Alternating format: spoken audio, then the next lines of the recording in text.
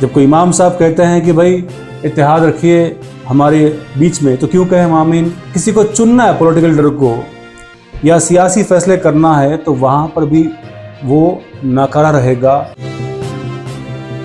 آپ سب کو میرا آداب۔ میں فیس بک پر ایک پوسٹ دیکھ رہا تھا جس میں ایک فوٹو اپلوڈ کی گئی ہے کسی بھائی نے، اس میں لکھا تھا وہابیوں سے رشتہ رکھنا حرام ہے، شاید جس طرح کی بات لکھی گئی تھی اس پوسٹ میں۔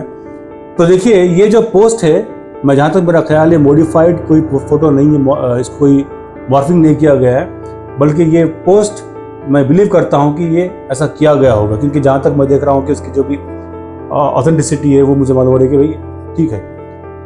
اب سوال یہ پیدا ہوتا ہے کہ دن رات ہمارے علماء دین ہماری امت میں اتحاد کی دعا مانگتے رہتے ہیں اور ہم لوگ اس طرح کی حرکتیں کرتے ہیں سوشل میڈیا پر۔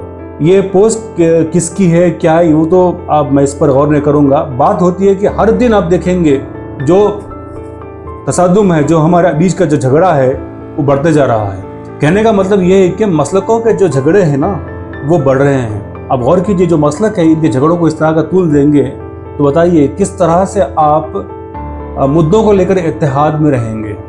مان لیجئے آنے والے وقت میں کئی مذہبی مسائل سامنے آئیں گے، جہاں تک میرا علم کہتا ہے اجتہاد ایک لفظ ہے ہمارے علماء دین نے ہم سب کو دیا ہے، جہاں پر انسان کی یعنی کہ خاص کر کے مومن کی رہبری جہاں نہیں ہو رہی ہو وہاں پر علماء دین بیٹھ کر وہ اجتہاد کرتے ہیں۔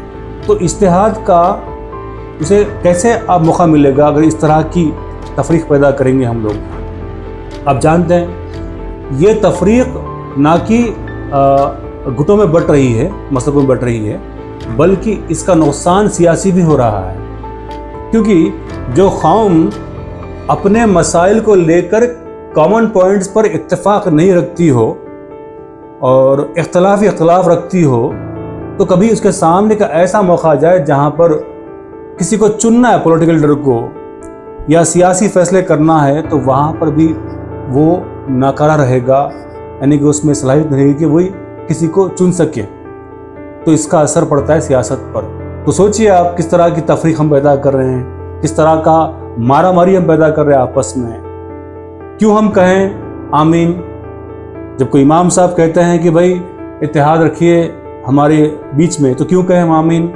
بس کہنے کا مطلب یہی ہے کہ اس طرح کی تفریق، آپس میں اختلاف پیدا کرنے والے پوسٹ کو لوگوں تک نہ پہنچائیے، تھوڑا صبر رکھیے، جذباتی مت بنیے، اس کا نقصان سیاسی ہو رہا ہے آج کے دور میں۔